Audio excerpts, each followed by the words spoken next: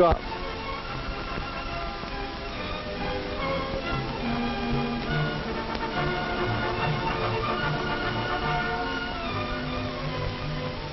There, that's real balance and poise. The teamwork we're watching represents one of many ways to build balance and poise, along with skill, strength, and general physical fitness. And there are other things to be gained from this sort of activity. And to find out what they are, let's meet some of the members of this group. This is Ernie Allen. Note the well-developed body, no surplus of soft fat. Here's Hal Thompson. Notice his alertness, his bright interest. And meet Jean Taylor. She's a living example of poise and confidence. Anyone in the Acrobatics Club could tell us a story of how much he has gained from it. But we'll concentrate on these three: Ernie, and Jean, and Hal. First, Ernie. A year or so ago, Ernie was in a rundown condition. He always seemed to have a cold or sore throat. Any sickness that was going the rounds was bound to get Ernie. And sometimes there were more serious illnesses. Finally, as Ernie was recovering from this one, the doctor suggested a 3-point program for health: sleep, regular rest, right eating, a sound, balanced diet, and exercise when Ernie felt stronger. Ernie's instructor gave him the cues. Don't overtire. And while Ernie built himself up for the time when he could actually play basketball, he was learning the skills of the game. As time passed and Ernie grew stronger, he increased his daily quota of activity. And it's important that it be regular.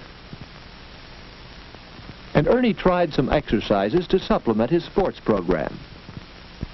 Here's one to build up those abdominal muscles. It wasn't long before Ernie began to feel the benefits of his regular exercise. A little exercise every day. Here's a trunk stretching exercise to strengthen the nut muscles. See how the hips act as a pivot.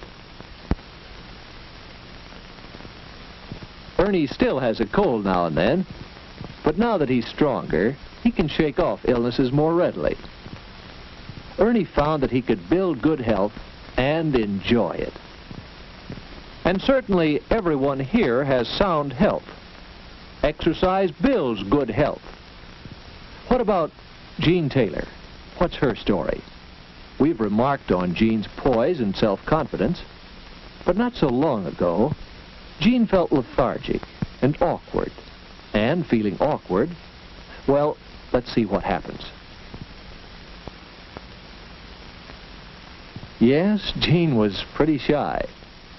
Jean wondered if she could do something to make friends easier. A couple of days later, she was still wondering. And then she saw one way other people make friends. That's right, engage in sports.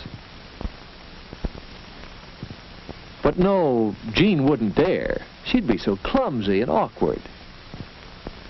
But the point is, of course, that you have to learn how to play. Jean thought she might try it.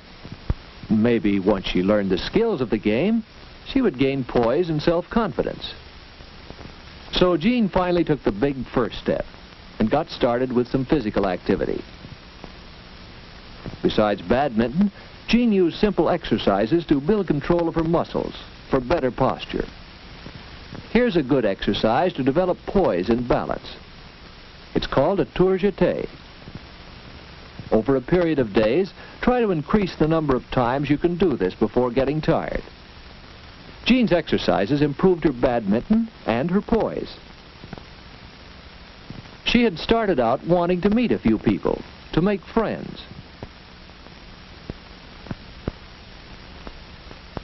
So when Hal invited her to join the Acrobatics Club, don't think Jean wasn't pleased. Yes, Jean made social contacts and friends. That's another way exercise has helped. Jean's a happier girl, as well as a healthier one. Now, what got Hal started with the Acrobatics Club? He has plenty of social contacts, and he has enjoyed fairly good health. So what was his need for physical activity? Not long ago, Hal was all work and no play. He took his studies seriously, which is all right, except that he didn't give himself time for anything else. Study, study, study. And then, after school, a job, filing papers. And that work is no more active than studying. So it's not surprising that Hal began to make mistakes. He had a steady diet of thinking, and he had no release for nervous energy. He became tense and irritable. He needed some other activity as an outlet for his emotions. Some activity more strenuous than shutting file drawers and holding books. Hal had to find out for himself that he needed physical activity. Then one day he found this passage. Physical activity can provide excellent release for nervous tensions. Exercise increases the rates of respiration and circulation and serves as a stimulus as well as a release for nervous tension. The pleasing tiredness that follows exercise promotes complete relaxation. Well, to Hal, that meant just one thing. He determined to have a program of exercise.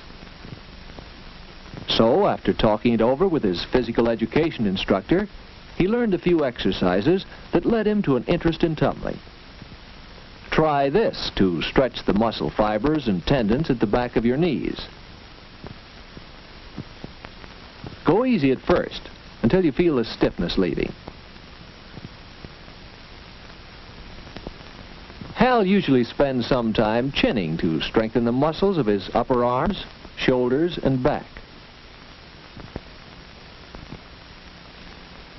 By taking time for some exercise every day, Hal finds an outlet for his nervous tension and does even better work at his studies and on the job.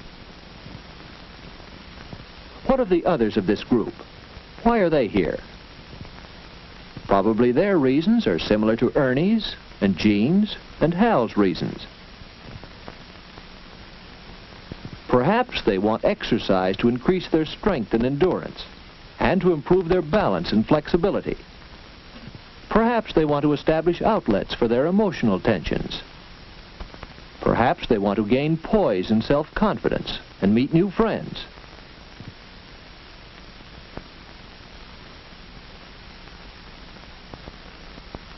Of course, tumbling is only one of the many ways to obtain exercise.